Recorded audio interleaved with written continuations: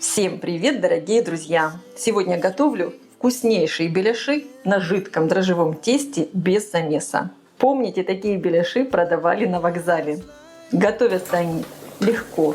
Тесто мягкое, пышное. Его фактически не надо вымешивать.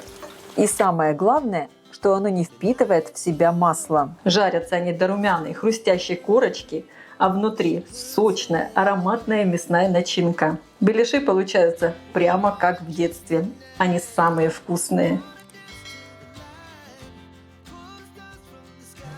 Для приготовления теста мне понадобится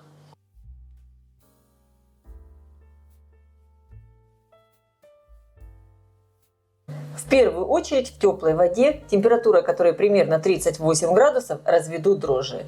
Всыпаю сахар и дрожжи. Хорошо перемешиваю. Безусловно, для рецепта вы можете использовать и живые дрожжи. Тогда берите их в 3 раза больше. Накрываю полотенцем и оставлю постоять примерно 5-7 минут. Просеиваю в миску муку.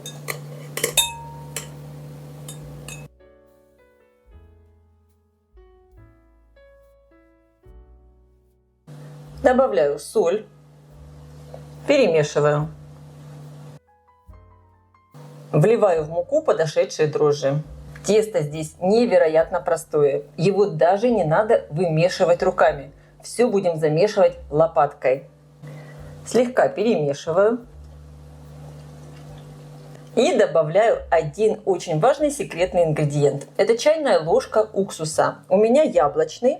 Можно использовать уксус от 5 до 9%. Перемешиваю.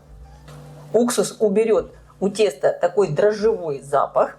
И также он способствует тому, что тесто не будет впитывать много масла при жарке. И сейчас я добавляю еще растительное масло. И теперь хорошо замешиваю тесто лопаткой. Руками ничего не вымешиваем. Перемешиваю, чтобы не было сухой муки. Тесто должно получиться вот такой вязкой консистенции. Ничего долго месить не надо. Вот так вот хорошо перемешали. Лопатку убираю. Накрываю тесто пленкой и оставляю на расстойке в теплом месте примерно минут на 50-60. Для приготовления начинки мне понадобится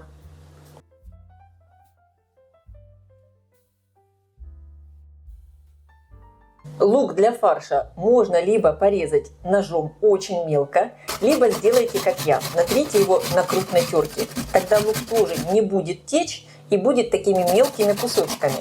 И так намного быстрее и удобнее. Лук выкладываю в фарш. Добавляю соль, черный перец. Конечно, соль, черный перец и все остальные специи добавляйте по своему вкусу. Я добавлю еще чайную ложку сушеного чеснока. Хорошо все перемешиваю и также постепенно я еще волью немного воды, чтобы фарш был сочным. Добавляю воду. Я буду использовать не всю воду. Добавляю примерно миллилитров 50. Этого у меня достаточно. Отбивать фарш, как на котлеты, не надо. Надо, чтобы начинка была такая, можно сказать, немножко рыхлая. И если вы хотите понять, какая начинка получилась по вкусу, отберите немного в небольшую пиалочку и отправьте в микроволновку. И попробуйте. Не рекомендую пробовать сырой фарш. У меня прошло примерно 50 минут. Посмотрите, как шикарно подошло тесто. Я сделаю ему обминку. Вот так прямо лопаткой. Это также способствует тому, что тесто не будет пахнуть дрожжами. Тесто я обмяла и сейчас оставлю его еще для второго подхода примерно минут на 10-15. Второй раз тесто подходит очень быстро. Посмотрите, какое оно шикарное получается. Рабочую поверхность я смазываю растительным маслом.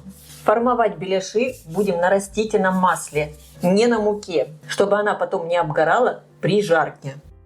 Выкладываю тесто. При работе с этим тестом обязательно надо пользоваться маслом, потому что оно получается липковатым. Руки я также смазываю растительным маслом. И буду делить тесто на 10 частей. Я буду делать такие крупные беляши, такие, как я помню, продавали у нас в детстве. Они были такими большими и очень вкусными. Конечно, если вы хотите сделать беляши поменьше, делите на большее количество частей. Я вот таким образом делю тесто на кусочки. Каждый кусочек у меня получится примерно по 90 граммов. Теперь вот таким образом я делаю небольшую предформовку, просто собираю тесто внутрь и немного его округляю. Все очень просто. Руки я слегка смочила в растительном масле. Как видите, работать с этим тестом просто, нет никаких сложностей. И сейчас будем лепить беляшики. Переворачиваем кусочек теста, немного его вот таким образом растягиваем руками. Сверху выкладываем начинку. Фарша я выкладываю довольно много. Беляши получатся такие мясные. И теперь руками защипываем тесто. Пальцы можно слегка окунать в растительное масло. И тесто вот таким образом просто натягиваем наверх. Слишком много масла не используйте, чтобы тесто хорошо слепилось. Получается вот такой беляшек. И аккуратно его переворачиваем. Оставляем полежать. Формуем следующий. Я начинаю формовать именно с тех кусочков теста, которые я округляла первыми, так как тесто здесь уже отдохнуло. Кладу начинку. Фарш, видите, вот такой живой получается. Ничего не сбито прямо в одну кучу, как котлета. И формую пирожок. Я тесто как бы натягиваю с краев. Все очень просто. Закрыли шовчик и переворачиваем. Можно переворачивать при помощи скребочка. И таким образом я формую все беляши. На каждый беляш я выкладываю примерно по 90 граммов фарша. Когда заклеиваете тесто с маслом аккуратно, не используйте его слишком много, чтобы тесто хорошо склеивалось. Не нужно никакой муки, никакой раскатки теста. А потом уже, когда склеили, аккуратненько переворачиваем.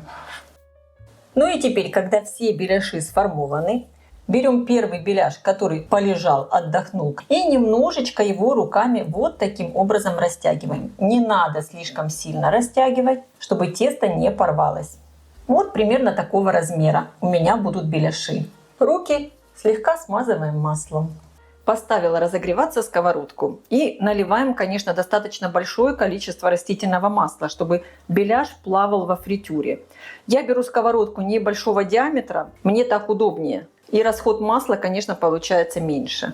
И теперь важный момент. Чтобы тесто не впитывало в себя масло, оно должно быть хорошо разогрето. Но вместе с тем не таким прямо очень горячим быть, чтобы беляши успели приготовиться внутри, так как у нас внутри, конечно же, сырой фарш. Если у вас есть термометр, температура масла должна быть примерно 170 градусов. Я сейчас проверяю, разогрелось ли у меня масло. Оно разогрелось. Я опускаю деревянную палочку, идут пузыри. И сразу же огонь делаю тише. И смазанным маслом скребком для теста беру беляш. Аккуратно опускаю его в масло. Швом вниз. И сразу же я его начинаю поливать маслом. Вот так ложкой поливаю. Посмотрите, как тесто сразу надувается. Замечательно. Кстати, у меня здесь на сковороде поместится 2 беляша, поэтому я сейчас отправлю сразу обжариваться и второй.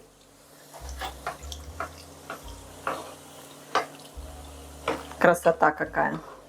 Огонь сделайте сразу тише, чтобы беляш успел проготовиться внутри. Опустила и второй. И сразу же поливаю его маслом. Как видите, масло у меня вот так совсем немного бурлит.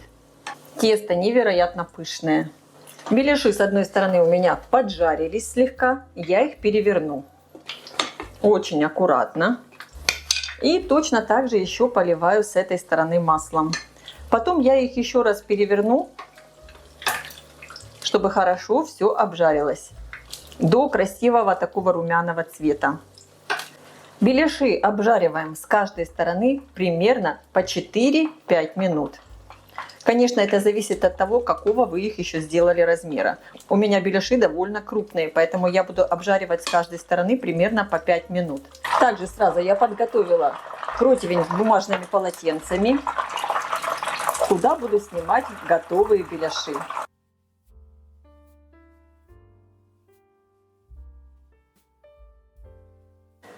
Посмотрите только, какие красавцы беляши получились.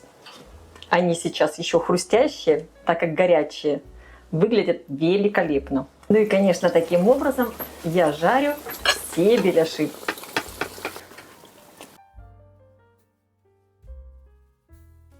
Все беляши уже готовы. Эти беляшики у меня уже немного остыли. И видите, они получаются вот такие нежные, мягкие. Очень пышные. Тесто здесь просто великолепное. Ну и давайте разломаем беляш и посмотрим, какой он получился внутри. Фарш хорошо приготовился и он очень сочный. Тесто здесь просто потрясающее, такое великолепное. Вы видите, какое оно пышное? Это самые сочные и самые вкусные беляши. Если рецепт вам понравился, поставьте лайк, напишите комментарий и подпишитесь на мой канал. Не забудьте включить колокольчик, чтобы не пропустить уведомления о выходе новых интересных рецептов.